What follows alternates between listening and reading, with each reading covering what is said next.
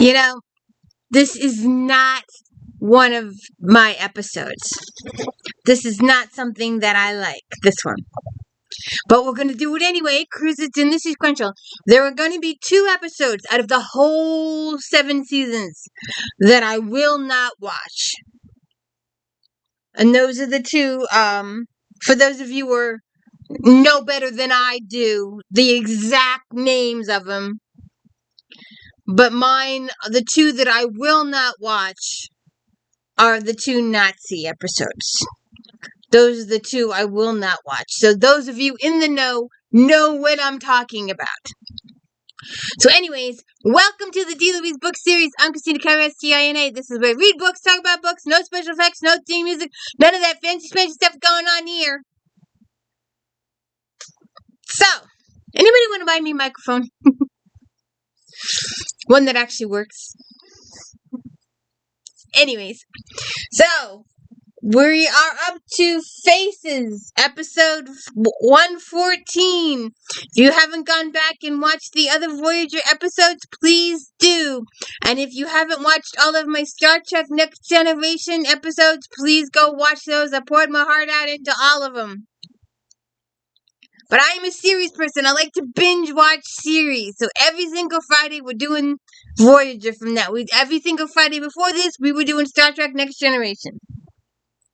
So,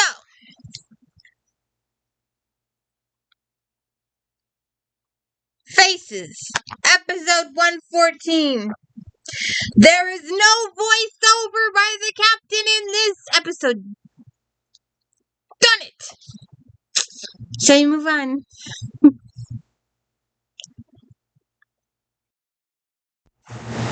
So, I know they're trying to be dramatic, but I would like to be able to see what they're being so dramatic over. So, someone has transformed Belanna into full Klingon. Then we get a captain voiceover. Captain's log, Stardate 48784.2. We have completed our survey of the Every system and are returning to retrieve Lieutenant Paris, Taurus, and Durst. By now they should have concluded their inspection of the magnesite formations on the 3rd planet.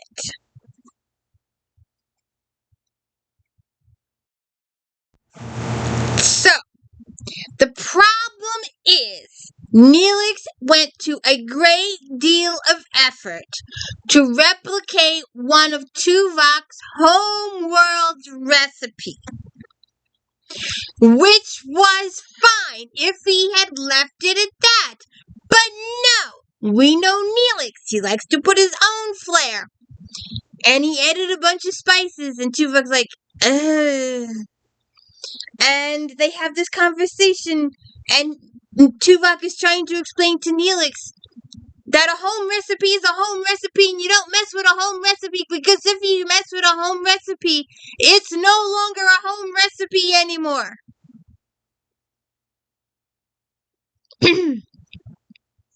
Just saying. If you put all the ingredients in like Mom used to make, and leave it at that, then it's Mom's soup, and that's your home soup. But if you add some stuff to it, cheeses, spices, then it's not Mom's soup anymore, because it's not the way Mom would have done it. Capiche?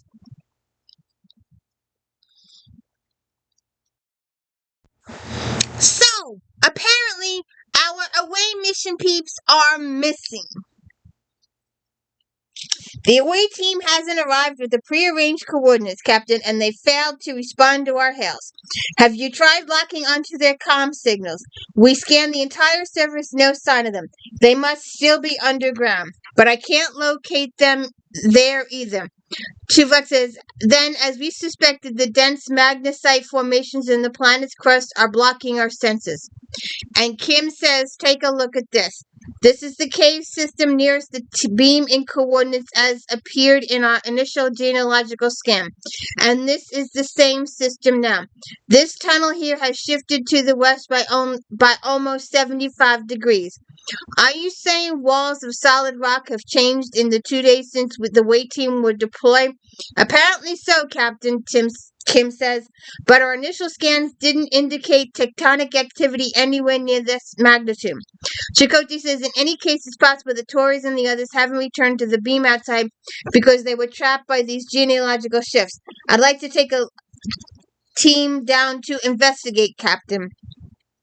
And what is to prevent us from losing you as well, Commander? Breadcrumbs, Kim says. You like Hansel and Gretel? Leave some breadcrumbs, leave some clues, post some notices, leave some equipment around that gets swallowed up by rock, but leave a path, a lighted path to let you know where you have been in this cave system, like Hansel and Gretel. Breadcrumbs. Just be sure that there's no bird that eats them up. So, we're back in the laboratory again. Why have you done this to me? Your presence here is important. Who are you? I am Sullen, Chief Surgeon of the Belanna, so that I demand to know what's happening here. He shows her the mirror. We have transformed you into a Klingon.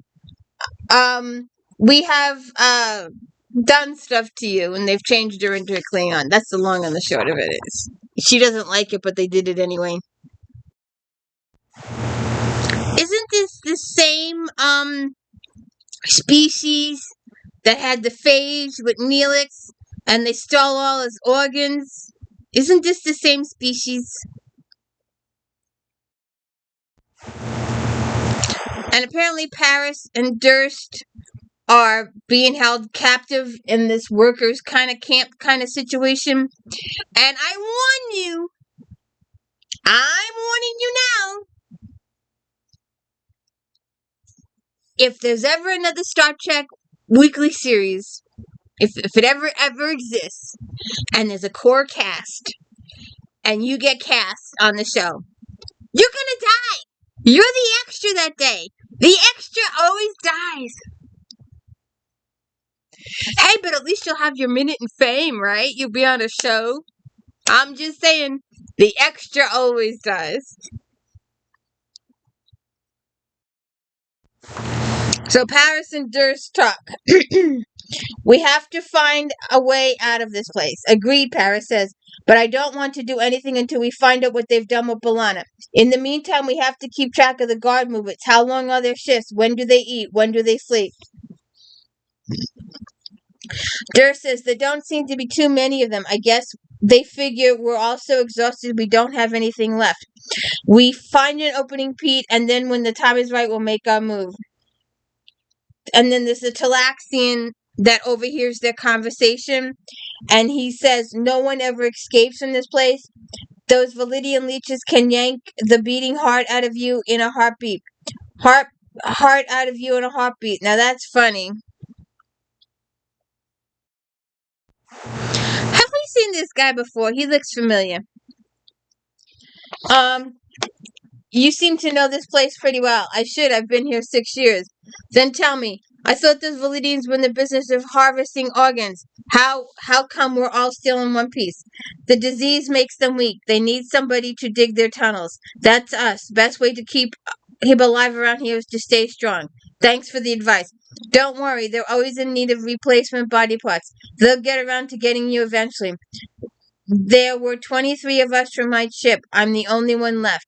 Listen, when they grabbed us, there was a woman with us, Belanna Taurus. Any idea what might happen to her? She's not here. She's been taken to organ processing. Uh-oh. So then Chakotay, Harry, and Tuvok are in the caves scanning stuff. Then we go back to the laboratory where the guy is talking to Belanna. One of the symptoms of early stages of the phage is excruciating joint pain. I find it extraordinary that you can endure it. Some who have been infected have been known to die from the agony itself. It It's going to do more than that infection to kill me. It appears you are correct. He's so happy that she's enduring all this. And you just want to punch the guy in the face. So, I'm not sure what exactly this is, but it's supposed to be the human side of Belanna.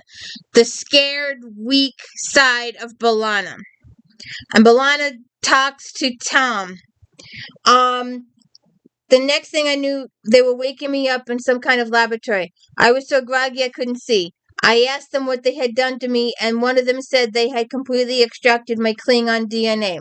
It doesn't seem possible, but you look human. I feel so weak, sick to my stomach. Considering what they've done to you, I'm not surprised. So strange. What? When I was a child, I did everything I could to hide my forehead. Hats, scarves, you name it. When I was a kid, I wore a cap to cover the haircuts my father used to make me get first day of every summer. And they reminisce about the past somewhere. So then we're back in the cave again. According to our last geological scan, this cave should continue straight ahead for another 8 kilometers. This is solid granite, more than 50 meters. If these caves were changing configuration while we were here, we certainly would have felt it. True, Commander. But I do not believe there is any tectonic activity. I believe this wall is merely an illusion, a disguised force field. Away team to Voyager. Go ahead. We've run into some kind of force field, Captain. And they work on it, and the energy from the force field is the identical one from the Validians with the nelix stuff. So they figure all that out. So they're still working around the stuff. So then we're back in the laboratory again with Belanna and this guy questioning her. Okay, so then Thomas is planning on attacking the guards to get out, and Belanna is a scared little human, and it bothers her that she's got these human feelings and that she's letting her human side take over her, and Tom's got to boost her up a little bit. And then we get caught.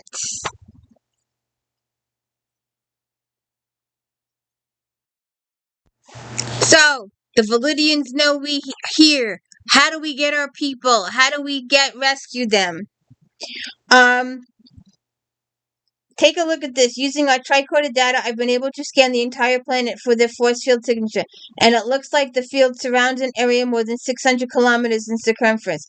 Is there any way to scan inside? Every configuration I've tried has failed, Kim says. It's the same kind of force field that the Validians used the last time we ran into them. Why didn't our phasers breach it? Apparently it's been adapted to repulse phaser fire. If the Validians can move in and out of there, so can we. Start setting up simulations. See if we can find a way through that force field. So, he's working on her again. They're talking to each other again.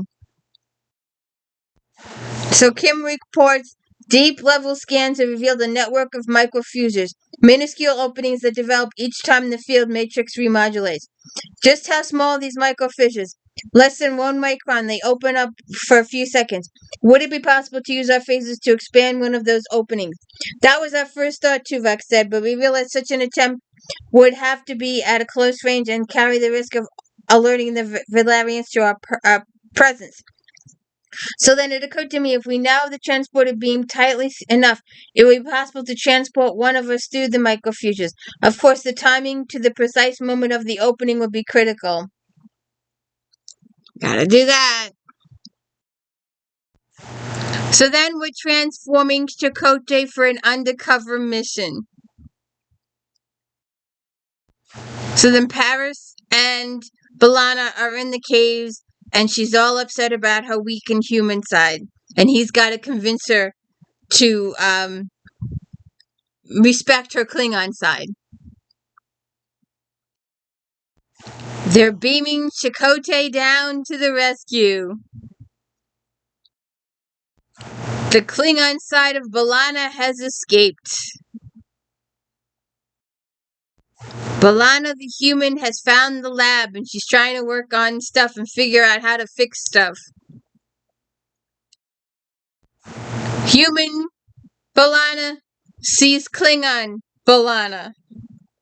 Klingon Belanna saved human Belanna's life. The two women together staring at each other.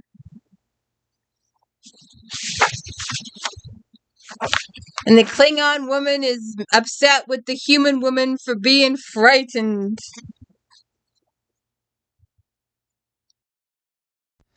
The Klingon woman takes Belanna back into the caves to rescue her. Klingon woman makes food for Belanna, the scared human Belanna. So we're back with the prisoners again, and Paris is worried about Belanna being taken to the Ogden place. But then Tuvok shows up. I mean, not Tuvok. Excuse me, Chakotay. Wow, Chakotay, the doc did really good with your makeup. So the human Belanna is gonna work the computer stuff, while the Klingon side of Belanna holds off the enemy. They are discovered. The rescuers show up, and human Belanna releases the force field, and they are able to be rescued.